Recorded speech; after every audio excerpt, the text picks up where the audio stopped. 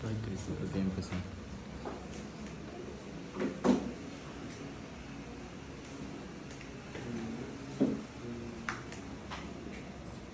So, I'd like to start with a question. Has anyone here ever thought of having a leopard as a pet? Little tiger? Have you thought of it? Have you seen anyone that have one? People in Texas have Yeah. one. So I wanted to talk about one of the few people on earth that did actually have a leopard, small tiger as a pet. His name is Salvador Dali. And Salvador Dali, over the last couple of days, last couple of weeks actually, I've been consuming a lot of work of his, a lot of content written, filmed about him. And I can say that Salvador Dali was one of the most influential, eccentric, and famous artists that we had in the 20th century. He was born in Spain in 1904 and he passed away in 1989, not too long ago actually. He's quite modern. And Dali was so great because he was one of the leaders of the Surrealist movement. And what is the Surrealist movement? What is it about?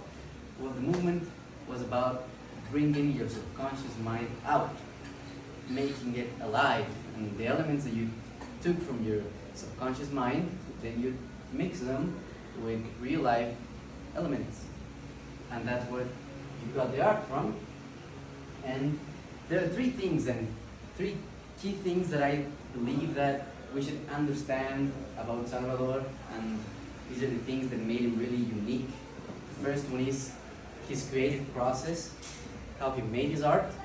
The second one is the content of his art, what he painted about. And the third one is the impact and the legacy that his art had. That is huge, by the way. And his creative process, I found out about it, and I think that it's revolutionary, it's mind-blowing, as Salvador was. Salvador Dali invented a method that's called the paranoid critical method. What is it about? Well, the paranoid critical method is used to bring your subconscious mind out and create unique constructions of the world, not as you see it, but as your subconscious mind just perceives it. And the process goes like this. He would first get into a paranoid state that was deep, deep, deep. Once he was completely paranoid, he would do critical observing, and critical observing, he would just sit around and observe his surroundings while completely being paranoid.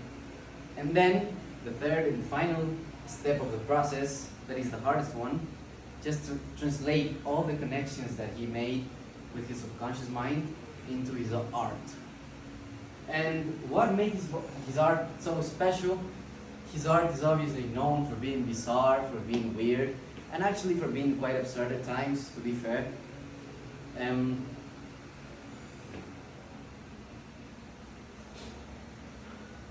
He painted about a lot of topics.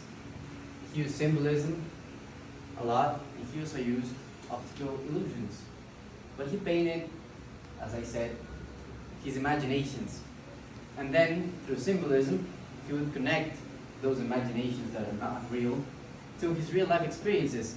He would paint about his obsessions, his fears, and just things he liked. He was actually very personal while painting.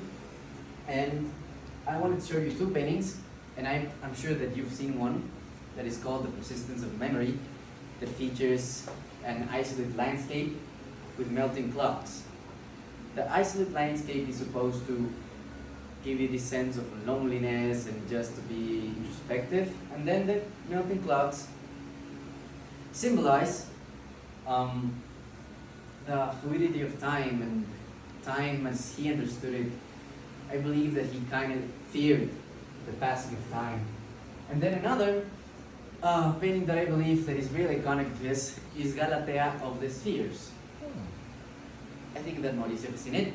And what it is, it's an optical illusion that is constructed by planets that built his wife's face. And the symbolism behind it is that Salvador was fascinated by science and math, and that's what the planets mean. And they made his wife's face Galatea up because he found or he saw science and perfection and math in his wife's face. He loved her very much, I believe. And all these weird paintings did actually have an impact on the world of art, obviously, and in the world. I believe that human nature is a reflection of ourselves, and that just translates to art very deeply.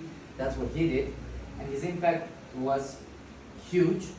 As I said before, he was a central figure in the surrealist movement, and he has two museums completely dedicated to him and his life.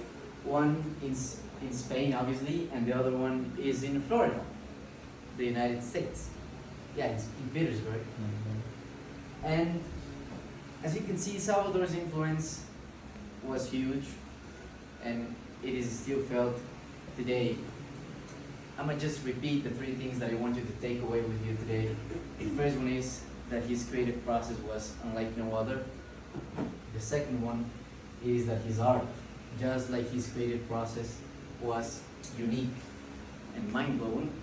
And the third one is that Salvador was and still will be one of the biggest influential figures in the world of art.